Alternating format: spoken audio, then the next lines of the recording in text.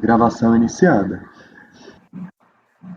Bom, pessoal, então dando continuidade aí à nossa pauta da manhã, do dia 19. Nós tínhamos parado, julgamos até o item 9, então agora são item 10 e 11, itens 10 e 11. O mesmo contribuinte, doutor Danelis, também fica à vontade, se quiser inverter a ordem. Contribuinte itens 10 e 11 MS Sigma Pharma Participações.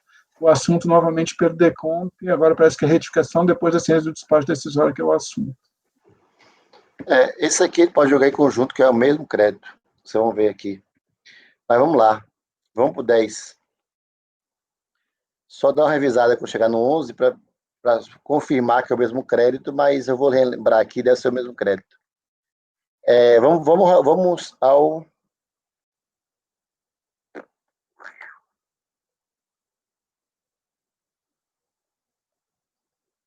relatório. Então, o recorrente transmitiu para a Edecomp número X, ou seja, 8/9/2004, né? Que transmitiu, por meio da qual compensou o crédito oriundo do pagamento devido a maior imposto de renda, valor de 600 mil. Período de apuração, março de 2004, com débito de sua responsabilidade. A autoridade indeferiu o pleito sob a justificativa que o DAF foi localizado e mal utilizado para quitar seus débitos declarados. Apresentou-se manifestação de conformidade, alegando que o seu crédito estaria demonstrado na DCTF retificadora na DPJ do ano calendário 2004, não existindo valor devido referente à apuração de 3 de 2004. O pleito foi apreciado pela DRJ competente, que rejeitou a alegação da defesa por ausência de provas de direito creditório pretendido nos termos da decisão recorrida do mero confronto entre DPJ e DCTF, não se pode concluir pela existência do crédito pleiteado, destacando que a legislação confere a DCTF e não DPJ o condão de constituir o crédito tributário. Assinalou ainda que a transmissão de uma DCTF retificadora transmitida após o despacho decisório não tem o condão de isoladamente procurar comprovar o direito creditório, sendo necessário que se apresente elementos, provas contábeis, hábeis, capazes de conferir certeza do crédito pleiteado, sendo necessário ainda ser comprovado o erro de fato cometido. Então, o contribuinte traz documentos, certo? Entre eles, balancete,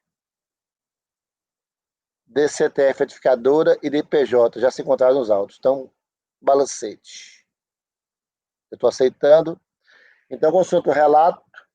A compensação não foi homologada pela unidade de origem porque o valor pago estava integralmente utilizado, não remanescendo crédito em favor do recorrente.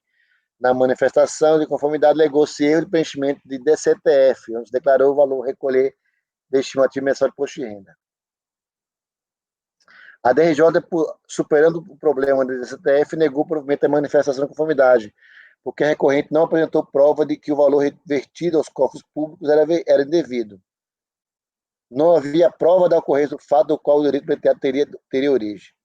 No recurso, o recorrente insistiu na negação que houve pagamento devido por erro de preenchimento do CTF, só que desta vez, ao contrário do que ocorreu em sua manifestação inicial, se fez acompanhar de balancete para provar o indébito, noticiando que entre janeiro e abril de 2004 foi para prejuízo de 8.905.000 e por isso não havia base de cálculo para imposto de renda. A se observar que a recorrente reivindica a titularidade de direito creditório oriundo de recolhimento devido efetuado a título de estimativa mensal de imposto de renda, para utilizá-lo para compensar com débito próprio. Então, eu traço ao comentário a questão da estimativa. Essa é evidente para que o pagamento seja caracterizado como tendo sido feito a maior devido, é necessário primeiro definir qual a forma adotada pelo contribuinte para calcular o recolhimento mensal e com base na receita bruta ou com suporte em balanços ou balancetes de suspensão ou redução, e depois confrontá-lo com o que foi apurado à época em que a estimativa era devida. Obviamente, se o contribuinte recolhe a estimativa com base na receita bruta e momento posterior, levando o balanço de suspensão e redução que aponta o prejuízo fiscal do período, descape, falar em pagamento maior indevido, eis que o recolhimento foi efetuado com base na legislação de regência. No caso, vertente, então trouxe aqui a premissa, né? Embora o contribuinte tenha alegado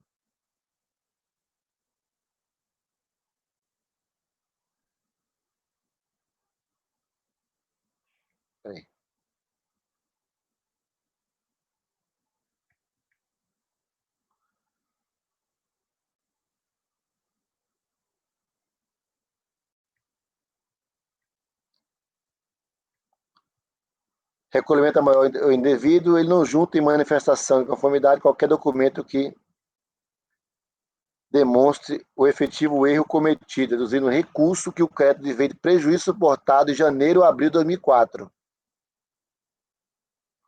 Por outro lado, o espaço decisório rejeitou a homologação da compensação pleiteada sob fundamento de que os DARFs foram localizados, mas utilizados para quitação de débitos declarados, utilizando-se apenas de informações existentes em seus bancos de dados.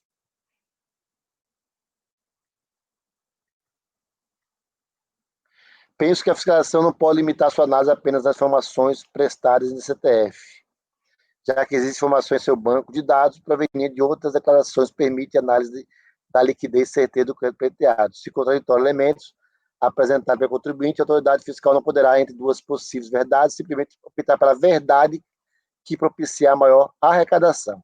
Isto é, cabe à fiscalização menos questionar a divergência existente entre as declarações transmitidas e proceder de estimação do contribuinte vai retificar uma delas, de modo a oportunizar ao contribuinte esclarecimentos e eventuais retificações de suas declarações, e não indeferir o crédito postulado. Por sua vez, o acordo recorrido analisou o pleito pelo prisma de que não houve comprovação documental do direito creditório alegado, sem, no entanto, oportunizar a discussão se o pagamento devido da estimativa foi realizado com base na receita ou com base no levantamento de balanço de suspensão.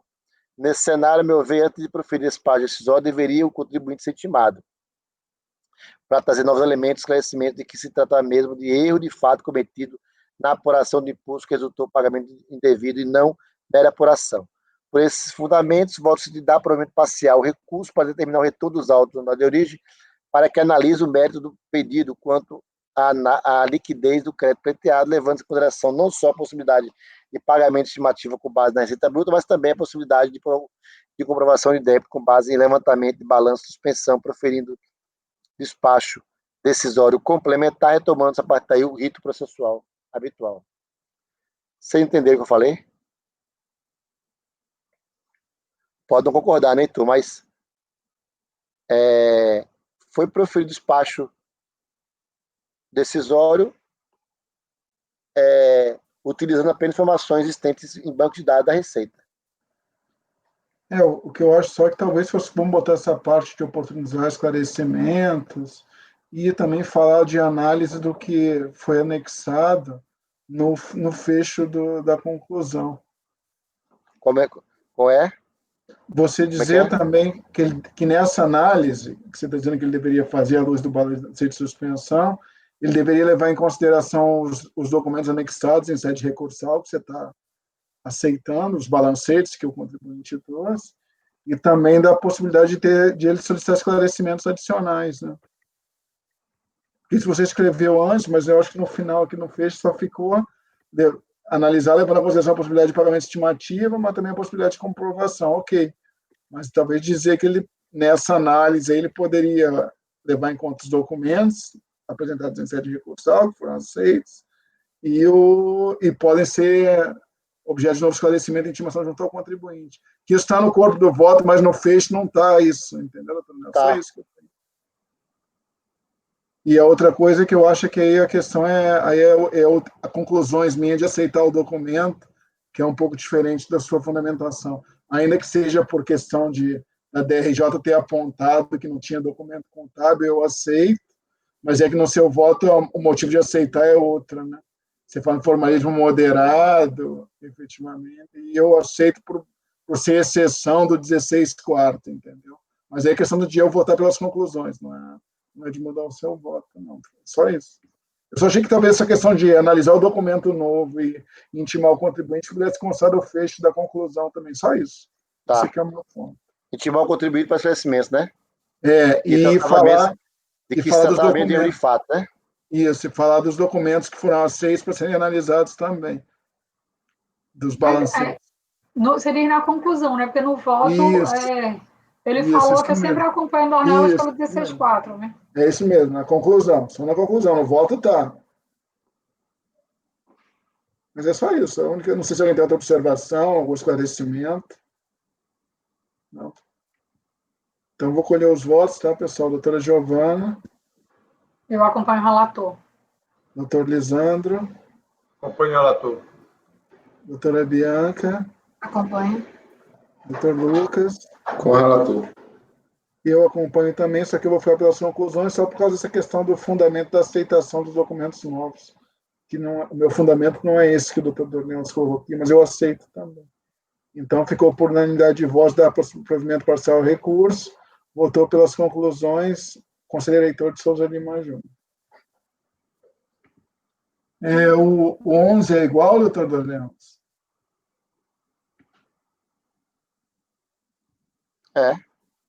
Não sei se alguém... Deixa eu abrir ali. Eu vou replicar o resultado.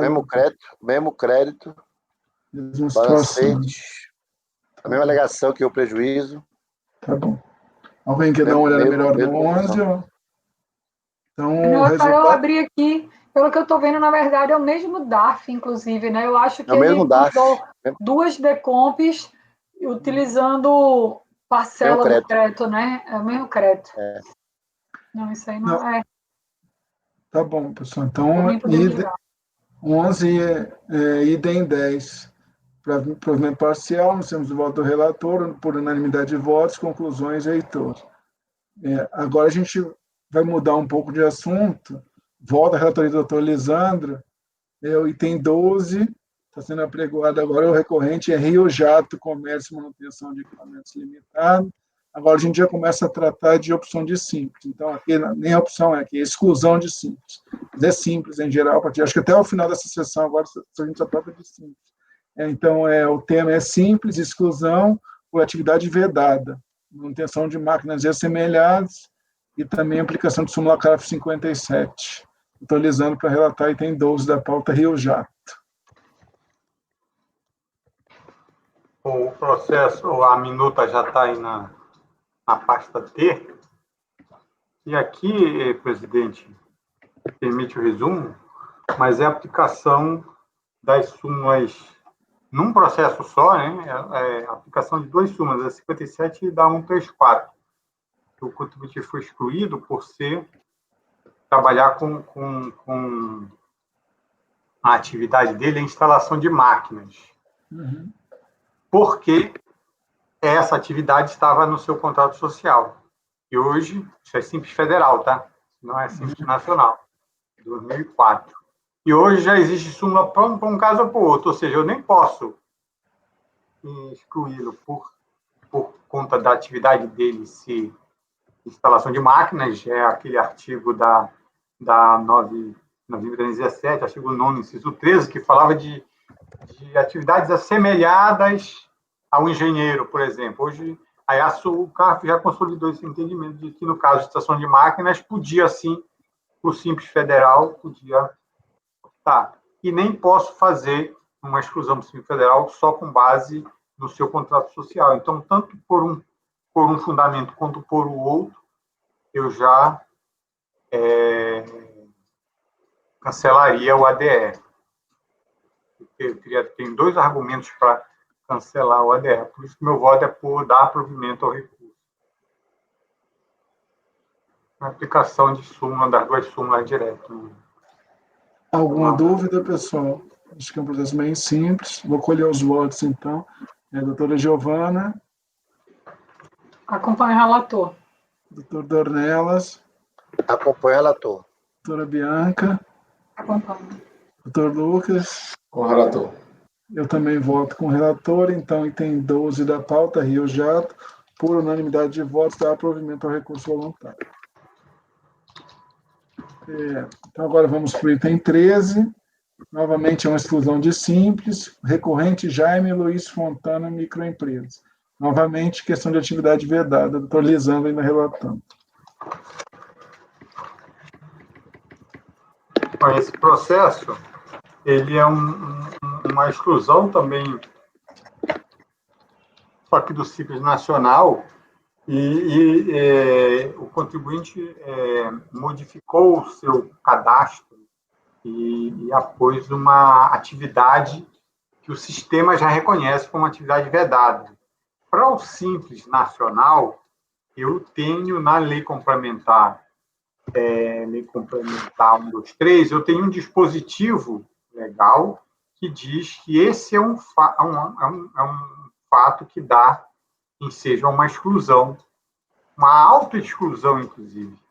Uhum. Por conta disso, há quem defenda que aqui não se aplica a súmula CARF, que foi elaborada para resumir decisões do Simples Federal, relativas ao Simples Federal, nas quais o contribuinte tinha no seu contrato social uma atividade, mas só por conta disso ele não poderia ser excluído. Aqui, nesse entendimento, para o Simples Nacional, ele poderia, sim, ser excluído. Por quê? Porque existe o artigo 30, acho que é o parágrafo 3º do artigo 30, da 123, que diz que se ele atualizar o seu cadastro colocando uma atividade que ele exerce ou exercerá, isso aí é motivo de exclusão. Eu tenho votado nesse sentido, de se ele colocar no contrato social dele, se ele tiver realmente com essa intenção de exercer uma atividade, mesmo que não tenha exercido ainda, tiver no contrato social, ele não pode optar pelo Simples. Mas, nesse caso, o contribuinte trouxe alguns elementos, como, por exemplo, o contrato social, que dando sustentação à seguinte alegação: olha, eu errei, eu não vou e nem irei e nem quero exercer essa atividade. Foi um erro de autorização de cadastro.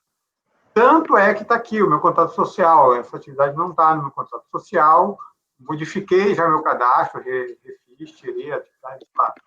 Então, nesse caso aqui, eu estou acompanhando, votando pelo provimento por conta desse detalhe, entendeu? Eu acho que realmente seria muito penoso eu não ter essa, vamos dizer assim, essa possibilidade de analisar o caso concreto em vez do contribuinte. Tem contribuinte que afirma, não, eu iria mesmo, mas já está só no contrato social, ainda não tem nenhuma nota fiscal, por exemplo, que prove essa atividade, mas é a minha intenção, sim. Entendeu? Esse contribuinte confirma, não, eu fiz realmente com essa intenção a atualização do meu cadastro, mas eu sou contra me excluir. Esse é um contribuinte. Esse contribuinte não. Esse aqui é um outro caso. Ele diz que errou, que foi um erro, que ele não quer exercer essa atividade, e ele não tem essa atividade no seu contrato social. Então, minha opinião, né, meu voto é de que eu deveria, até porque tenho dois dispositivos, um dispositivo legal dizendo que cabe a exclusão automática e o outro a súmula. A súmula vem trazendo uma ponderação, mesmo que seja no Simples Nacional Federal, mas ela traz uma ponderação para que seja analisado, na minha opinião, o caso concreto. Entendeu? Então, meu voto nesse caso aqui é que constatado, no caso, o erro de fato, o contribuinte não queria, ele alega isso, e, na minha opinião, comprova. O meu voto aqui, eu vou direto para o voto. A recorrente reconhece a alteração cadastral que incluiu a atividade, o KNAI tal, que é aluguel de imóveis, Todavia, informa que se trata de erro material e que, além de jamais ter desenvolvido a atividade, sequer consta no seu contrato social essa atividade ou atividade similar. A fundamentação da decisão de primeira instância de não conhecer a manifestação em razão de que a exclusão automática se deu por ato volitivo do contribuinte não merece prosperar, pois ignora os fatos e causa prejuízo desproporcional em razão do erro manifesto. Aí eu trago o artigo 17, que diz que realmente essa atividade não pode optar pelo simples para a alocação de imóveis, né? Tanto na lei quanto na portaria que regulamentou, né? Aí eu trago aqui minha conclusão sobre os elementos. 4 pontos merecem relevo no caso sob análise. O contribuinte declara que a alteração promovida em seu cadastro decorre de erro. O contribuinte não exerceu a atividade. Tão logo teve conhecimento do equívoco, promoveu a alteração do cadastro e a atividade vedada não consta no seu contrato social. Então, considerando isso, eu estou votando por dar provimento. Não sei se deu para entender, porque eu já votei para o processo meu relatado, não aplicando a súmula, desculpa, não aplicando a súmula. E aqui eu também não estou aplicando a súmula, entendeu? Eu estou fazendo a diferenciação aqui, que não é o caso. Eu não coloquei isso expressamente, mas eu acho que eu vou adicionar, né? Porque eu acho que cabe aqui. Cabe dizer, olha, não vou aplicar a súmula primeiro. Não é o simples federal, é simples nacional, mas vou acabar dando provimento por conta de outros fatos. No caso, caracterizado o erro de fato, na minha opinião. Está aberto, presidente? Está aberto, tu responde. Não, eu só queria só fazer essas considerações. Por esse motivo que eu acabei voltando para as conclusões na sessão passada, né? Eu entendo exatamente isso, que a exclusão não pode ser automática. Você deve ver o caso concreto mesmo. E é possível um erro, e realmente não aplica a súmula, aplica o racional da súmula, até porque é simples nacional. E uma coisa necessária e que tem que ter aqui, e que nesse caso tem, o contribuinte tem que fazer, o ônus é do contribuinte trazer as provas, e ele tem que fazer a alteração no cadastro. No caso, assim, esse entendimento vale até, por isso que eu fiz aquela declaração de voto, Lisandro, para onde ele vai inserir atividade vedada no seu cadastro social, porque aqui só foi o cadastro, né? No cadastro. Mas eu aplico esse mesmo entendimento se ele também fizer alteração no contrato social. Mesmo, por isso que eu acho que não é automático lá, não pode ser automático a lei complementar, deve admitir do mesmo modo que você admite aqui, deve admitir também o erro lá no cadastro. Mas uma informação importante é que o contrato social ele deve retificar. Se ele mantém a atividade vedada no seu cadastro social, isso faz prova contra ele. Ele tem que, além de trazer elementos que ele nunca fez aquela atividade, ele deve também fazer alteração no cadastro, no contrato social. Esse é o entendimento, inclusive, esse mesmo entendimento, eu não sabia, eu fui saber depois da declaração de voto que foi feito, que a Câmara Superior está adotando, na sua maioria. Exatamente esse, ser possível, sim, o erro excusável e a necessidade do contribuinte fazer alteração do seu contrato social. No caso aqui presente, não há erro, não há equívoco no contrato, né, Lisandro? É apenas no cadastro. Eu só estou fazendo essa ponderação porque certamente vamos ter casos, vão votar os mesmos, essa discussão, e houve esse entendimento da Câmara Superior, e eu estou aqui também ratificando as ponderações que foram feitas na sessão passada com relação à matéria. Legal, vou procurar esse acordo da Câmara Superior, acho que ele deve distribuir bem, né? Eu passo agora no grupo. Eu passo agora no grupo. Obrigado. Foi de, salvo engano, foi a Deli. Não, acho que foi a Viviane Dornelas. Foi a Viviane. Isso, eu vou passar aqui no grupo. Isso. Foi a Viviane. Eu passei isso para Giovana. É isso. Eu ia dizer que a gente teve uma discussão semelhante na sessão passada, né, que Dornelas acompanhou pelas conclusões, eu acompanhei o Dornelas também, e eu acho, assim, eu vou acompanhar o relator, que, de fato, essa exclusão automática, você pode até fazer como uma forma de presunção. Se ele colocou a atividade lá, você presume que ele vai desenvolver ou já está desenvolvendo, mas é possível você desfazer essa presunção e mostrar que inseriu por erro. E aí, dois requisitos são necessários: a retificação no cadastro CNPJ, se for também a alteração no contrato social, caso ele tenha colocado ali, claro. Às vezes o contador faz um contrato social e coloca um monte de atividade, vai que resolve desenvolver isso aqui, mas ele não, assim, muito remotamente, ele coloca só porque se resolveu um dia fazer, já está no contrato, mas nem tinha intenção real, e bota, né, e não tinha noção de que aquela atividade poderia excluí-la do Simples, senão nunca teria colocado. Então, assim, eu acho que deve ser dada essa oportunidade do contribuinte demonstrar o erro, com a retificação do CNPJ, com a alteração também do contrato social. Eu acho que é possível, com uma penalidade muito grande, principalmente para alguém que não desenvolveu a atividade. E até a questão do desenvolver ou não a atividade, eu acho que ele pode pegar um mês, mostrar as notas fiscais de um mês ali por amostragem, olha aqui, nada da minha nota fiscal fazia referência a essa atividade. Então, eu vou acompanhar. Agora, eu só fiquei com a dúvida que é específica do processo.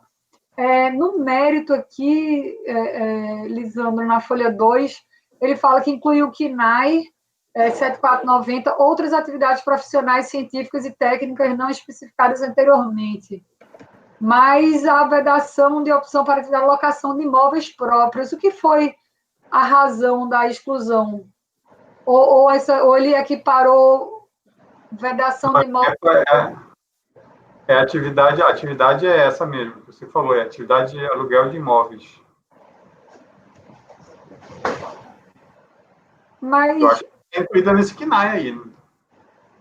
Está dentro desse KNAI, porque entendeu que, assim, você entendeu qual foi a minha...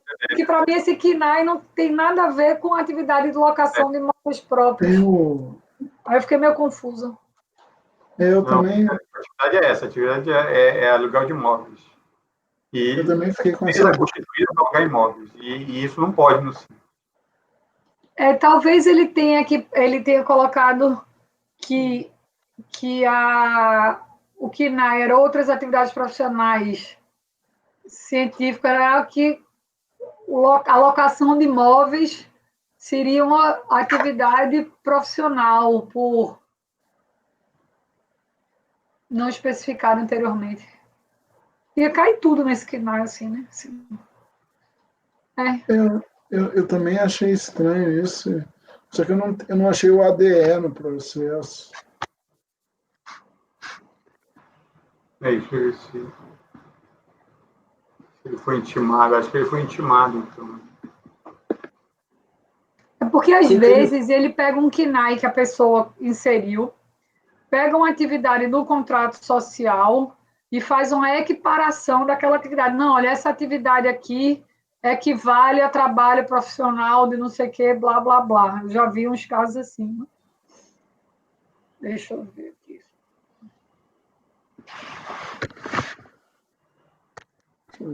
Telas de extratos.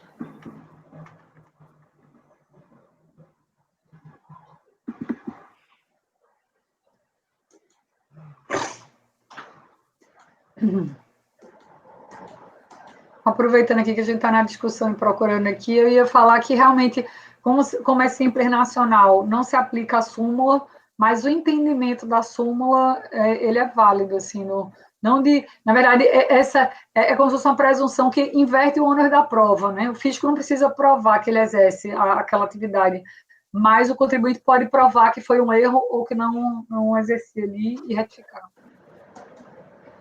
Deixa eu ver aqui se a gente acha a DR. Que ele foi intimado pelo Saote também.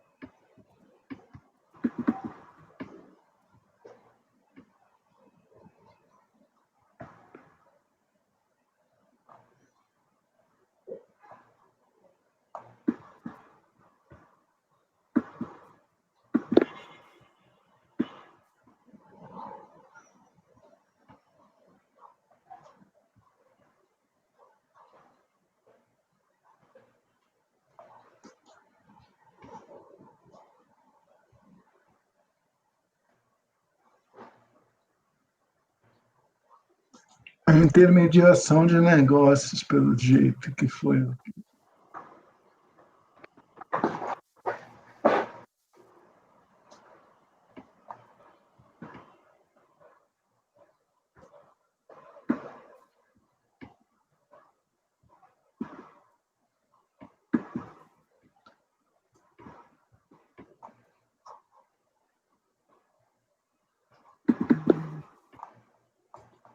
Não entendo.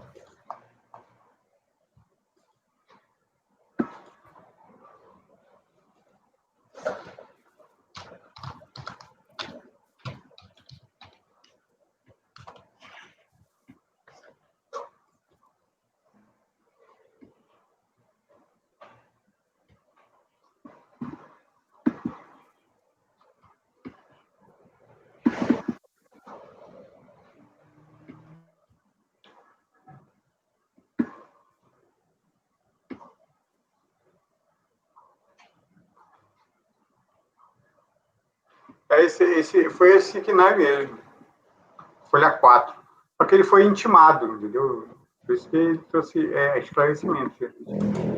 Tem uma intimação, mas o KNAI está na folha 4, o cadastro nacional dele. Aí está lá o KNAI 7490199, outras atividades profissionais. Científicas não especificadas, mas aí ele esclareceu do que se trata. Né?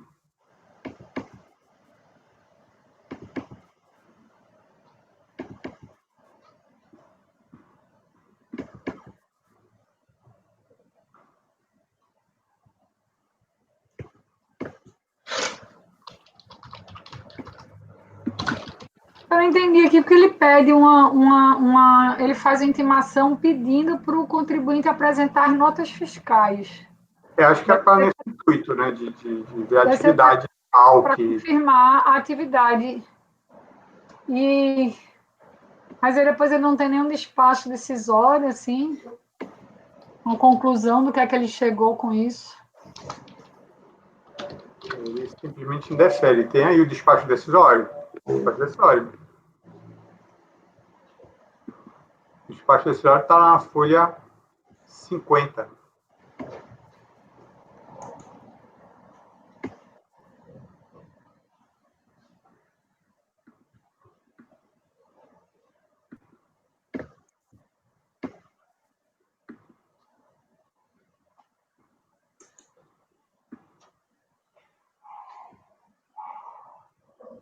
Ele fala assim, com efeito, o atendimento parcial à intimação prejudica a análise mais apurada do caso, impossibilitando a verificação da prática ou não da atividade vedada. Ele considerou que o contribuinte não trouxe todas as notas fiscais. Aí ele deferiu.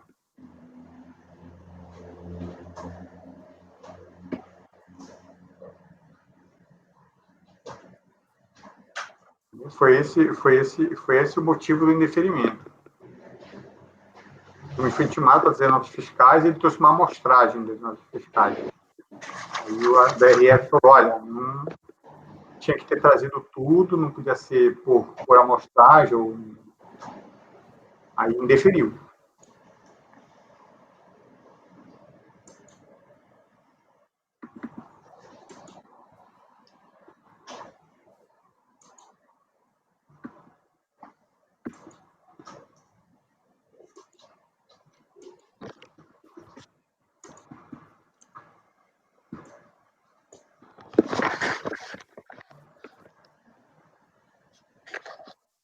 eu vou dizer, eu estou achando o processo, inclusive, mal instruído, realmente. Assim, prejudica até a defesa, porque a exclusão, ele não cita nem o ato de despacho decisório, não cita o ato de exclusão, não cita... E a DRJ, se você vê o voto da DRJ, a DRJ não foi nos fatos, ela fez um julgamento de direito só.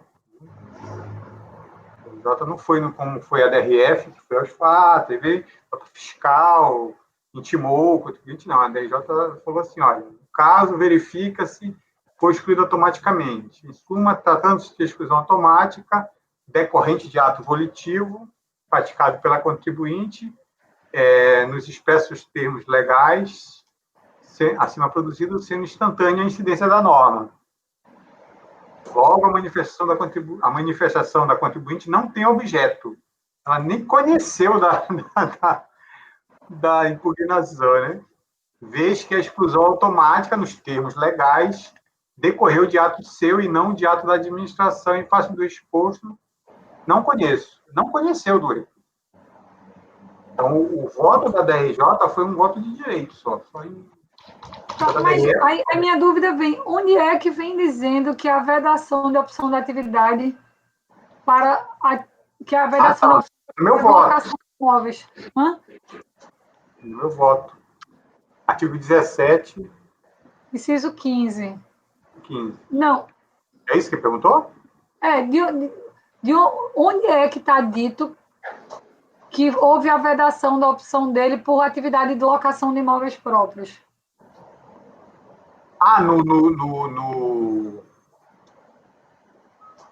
O ato de exclusão do PEP, que é o ADE, na verdade, né? Não, porque eu estou imaginando... Eu queria entender se o ADE excluiu ele... Não é o ADE, Giovanni. Nesse caso aqui, não tem ADE. O contribuinte se excluiu. Eu tenho que ter um histórico da alteração cadastral dele. É aquele caso que o contribuinte se auto-exclui, né? Mas ele se auto-exclui pela inclusão. Ele recebe uma notificação na tela, ó, você vai se excluir, hein? Colocando essa atividade. Mas a autoexclusão foi pelo CNAS 7490. E de onde é que você tirou essa questão de atividade de locação de imóveis próprios no artigo do inciso 15? Porque ele foi intimado, tem uma intimação, ele foi intimado a esclarecer do que se tratava. Mas a intimação não fala de locação de imóveis, fala?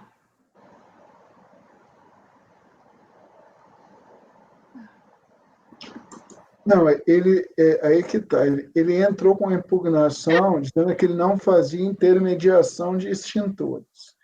Disse que tinha no contrato social intermediação de extintores, a intermediação de negócio, na realidade. Aí o que acontece? Aí a DRJ, o SAORT pediu as notas fiscais. Ele trouxe parcialmente. E aí se indeferiu daí para frente, com base em questões de direito, como o Daniel falou. Mas a primeira impugnação dele é ele dizendo, olha, não faz intermediação de extintor, não. Mas o que é que tem locação de imóveis? É isso que eu queria entender. Onde é que se fala de locação de imóveis? Isso eu também não achei, não, nos autos do processo. Porque o que eu estou imaginando, o que eu estou começando a pensar é o seguinte, ele se auto-excluiu porque botou um KNAI, aí o fiscal foi analisar o requerimento dele para ser inserido no sistema, aí o fiscal, de repente, viu que ele tinha locação de imóveis e disse, também não pode porque é vedado atividade de locação de imóveis próprios, entendeu? É isso que eu não estou entendendo, que pode... Eu acho que nunca foi analisada. O despacho decisório disse que os elementos eram insuficientes e a DRJ também, na Código de Manifestação, se limitou a questões de direito. Então, na verdade, nunca foi analisado a questão de qual era a atividade dele. Ele entrou lá, botou um KNAI impeditivo, e aí daí para frente nada mais se analisou de análise fática. Teve um processo de minha relatoria que foi nessa questão, que a DRJ tinha não conhecido por conta de que considerou que era uma auto-exclusão do contribuinte. Lembrei. A gente, inclusive, até anulou essa decisão da DRJ, mandou voltar, porque, em que pese o contribuinte incluir uma atividade que eventualmente seja vedada, não lhe poderia ser tolhido o direito de defesa de apresentar razões, porque eventualmente essa atividade não seria vedada. Ele poderia simplesmente ter colocado uma atividade que não era vedada e a Fazenda está se furtando de analisar as razões dele. A gente votou em setembro nesse sentido. Tá? Então, é algo parecido. Teve uma DRJ que não conheceu, a gente anulou a decisão da DRJ, mandando voltar por conta de que ele não poderia ser cerceado o direito dele de apresentar suas razões, sejam elas corretas ou não. Sim, faz sentido, né?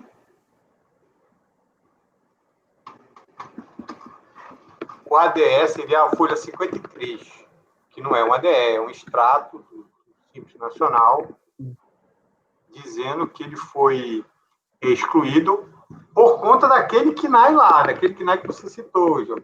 Aquele KNAI que... o 74 e 90 se você colocar ele no seu cadastro, você é excluído. Agora, Lisandro, só um encaminhamento aqui. Eu acabei sem ouvir, desculpa, Lucas, o que você falou. Se eu falar a mesma coisa, me perdoe. Só como encaminhamento aqui. Não seria o caso de dar provimento, não, porque, na verdade, a DRJ não conheceu da manifestação. Se ele não conheceu, foi isso que você falou? Foi? Mais ou menos? Porque se ele não conheceu da manifestação, tem que voltar para ele conhecer e analisar. Pois é, mas é que existem alguns conhecimentos que você acaba entrando no mérito, que é o mérito, e é esse, né? Entendeu?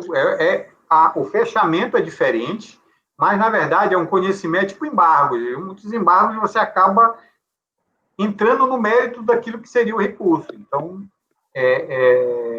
não sei, pode ser também. Na verdade, eu não costumo anular a decisão do DRJ quando eu vejo que tenho elementos na minha opinião, claro, né? Pode ser que eu esteja enganado, que não há elementos nos autos que tanto é que a DRF, o julgamento dela é nesse sentido, não há elementos. O da DRJ ele foi mais sucinto, dizendo que, olha, o ato volitivo do contribuinte é o suficiente para excluí-lo. Então, aí eu já estou votando contra. Não é bem assim. Ele pode se enganar, e se ele provar que se enganou, que ele não exerce aquela atividade, então pode ser nesse sentido. Pode ser também. Eu acho que nesse sentido, eu estou entendendo, Lisandro. Eu lembro da discussão que a gente teve no processo do Lucas. É como se fosse assim, apesar da DRJ ter dito não conheço do recurso, ela julgou o recurso, né? Ela julgou. Ela julgou a manifestação de conformidade. Ela disse que não conhecia, mas ela entrou no mérito e disse, na verdade, olha, esse ato aqui é quase como se ela dissesse assim, esse ato não cabe manifestação de inconformidade porque é um ato do próprio contribuinte. E aí, por isso, eu nem conheço, porque não tem nem o que analisar aqui. Quer dizer, na verdade, é como se ela estivesse dizendo que não caberia nem o contencioso. Não caberia nem o rito do PAF. Exatamente. Aí, ela está dizendo que mas aí que tá, Giovana. Se não caberia o rito Usão PAF, mais a gente vai entender que cabe o rito PAF, tem que votar para poder ela concluir. Pois é, ela diz que não cabe. Na verdade, ela diz que não conhece, porque ela diz que não caberia o rito do PAF, né? E é como se fosse assim, ainda que coubesse, né? É uma coisa meio de mérito e processual. Mas se a gente superar e disser assim, não, eu entendo que cabe o rito do PAF e que ele tinha o direito de entrar com a manifestação e a DRJ analisar o mérito, o que é que ela diria no mérito? Tudo bem, eu entendo que foi um ato dele e que ele tem que ser excluído mesmo e voltaria para a gente da mesma forma. Então, talvez, eu acho que o Lisandro está superando essa, digamos, impropriedade do não conhecimento, entendeu? E já entrando no mérito, principalmente se for no sentido favorável de dar provimento. Entendi. Eu acho aí que deveria ser claro aí no voto de Lisandro, né, Lisandro? Ele está superando. Eu acho até que tem um artigo, né, que fala o parágrafo terceiro, superar... É preliminar, é parecido, mas é preliminar, não é a questão do conhecimento. Nulidade, não? A preliminar você pode superar se você dar provimento numérico. Não, doutor Daniel está falando no artigo que é isso mesmo, é o seguinte, a gente não deve pronunciar nulidade do ECA contra a DRJ se quem seria favorecido com essa nulidade, que é o contribuinte, a gente puder julgar o mérito a favor dele, é o 59 terceiro. É isso aí. Do Aí deixa claro isso aí no voto, Lisandro. Tá. Entra o artigo e entra o mérito.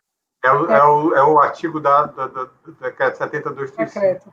É isso Eu mesmo. sei que é parágrafo terceiro só. É o Eu acho que 59. talvez. É o Eu acho que 59. não Artigo na sua diga. cabeça, Heitor? É porque é o da nulidade, é o 59 e o 60. É um parágrafo da nulidade. Que diz assim, Eu acho isso olha, aí. mas se a autoridade puder pronunciar favoravelmente quanto ao mérito, aí a gente não fala de nulidade. Porque quem se beneficia da nulidade, efetivamente, já se beneficiaria do mérito. É um parágrafo do que fala as nulidades do PAF são, entendeu? É isso o aí. 59 do PAF. Eu acho que o 59 era o terceiro. É. Mas, Eu enfim, acho que alguma no coisa do assim, alguma coisa Lucas a daquele gente miolo. não fez isso porque a gente ia negar provimento que ele não tinha aprovado. Então, como a gente. Ou, Giovana, ou então vocês não tinham elementos suficientes para saber, para analisar. Isso, e nesse sentido a gente mandou voltar, já que a gente ia negar, a gente mandou voltar, porque lá ele vai analisar e ele pode até trazer mais provas em sede de recurso voluntário. Porque aqui teve diligência em nota fiscal, às vezes não tinha nada disso aqui. Vocês não podiam dizer que, na verdade, o contribuinte não fez a atividade. Aí, por isso que vocês deixaram, talvez, para a DRJ mergulhar no assunto, mas não é o caso aqui.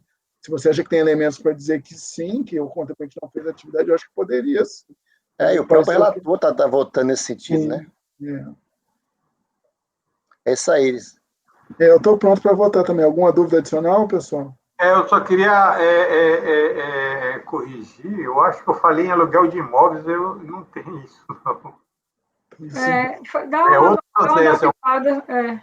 O produto tem isso, não. Ele colocou esse KNAI genérico, que é de atividade intelectual, aí, e ele vem trazendo, dizendo no recurso, na impugnação, que ele é uma empresa comercial, que foi um erro, e que aí ele lixa no recurso voluntário, quebra esse KNAI genérico e põe todos os KNAIs todas as atividades que poderia ser, diz, olha, se são atividades intelectuais, eu sou uma empresa comercial, mas eu acho que eu confundi com outro processo na hora que eu falei de aluguel de imóveis. Não é o caso. Então, eu acho que acho que a gente pode superar a nulidade, entre aqui é o parágrafo 3º de 59. Eu sabia que tem uma coisa. Eu acertei o terceiro parágrafo e Heitor o artigo. Aí é exatamente isso. Então, aí citaria a questão que não vai, né, declarar nulidade em razão do mérito ali. Inclusive, é bom pôr isso na parte dispositiva aí, viu, Heitor? O resultado. Tá bom. Então, eu estou pronta para votar. Tá bom, então vou colher os votos, doutora Giovana. Eu acompanho o relator. Doutor Ornelas. Eu também acompanho o relator. Doutora Bianca. Acompanho também. Doutor Lucas. Também acompanho por causa dessa ressalva, né? É uma situação diferente daquele outro voto. Se fosse situação idêntica àquela, eu continuaria com a ideia de que a gente deveria anular, mas, de fato, aqui tem mais elementos. O contribuinte conseguiu, sim, demonstrar que ele não praticou a atividade e ele consegue, com base aí no artigo 59, parágrafo 3º, a gente consegue enfrentar já. Então, estou de acordo. Expressa a lei, né? Exato, expressa a previsão legal. Lei que você deve superar. Perfeito. Eu também vou acompanhar, pessoal.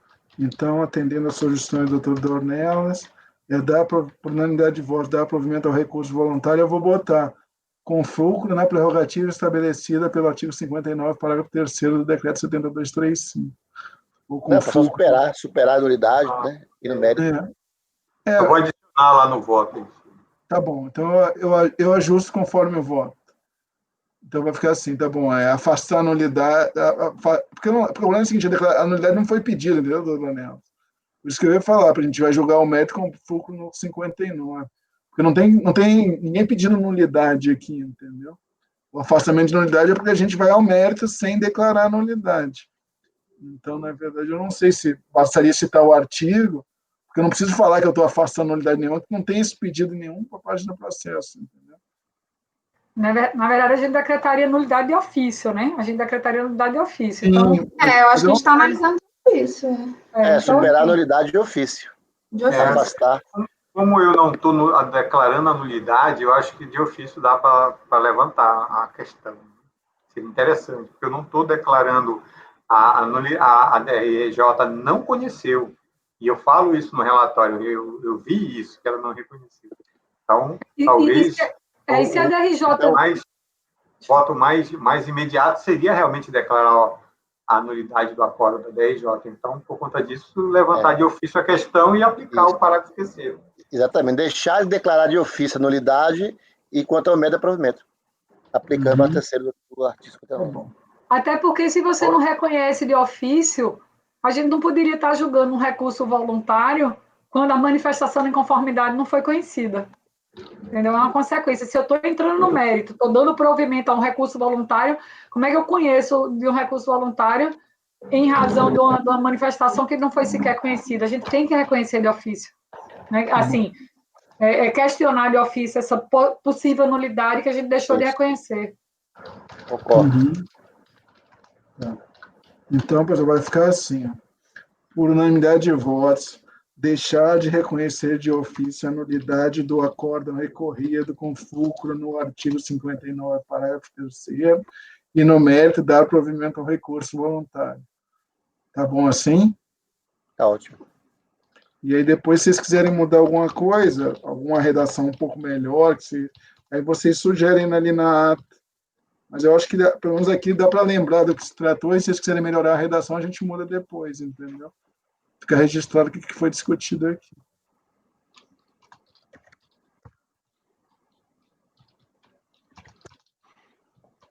Bom, então, o pessoal está julgado 13.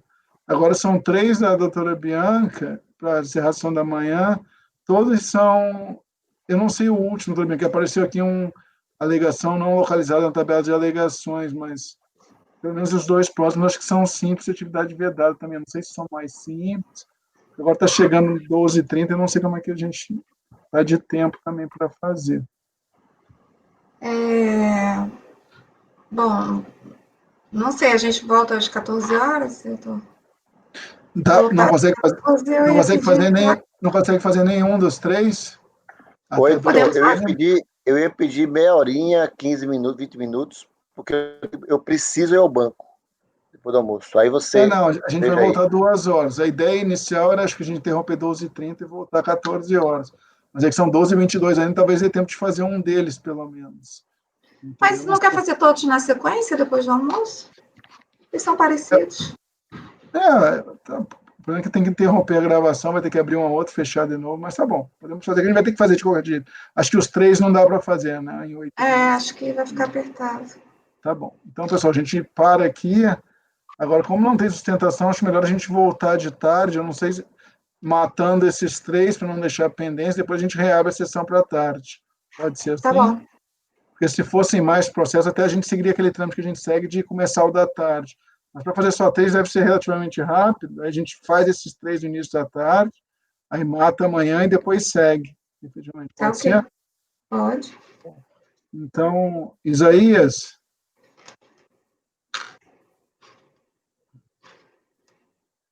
Sim, presidente.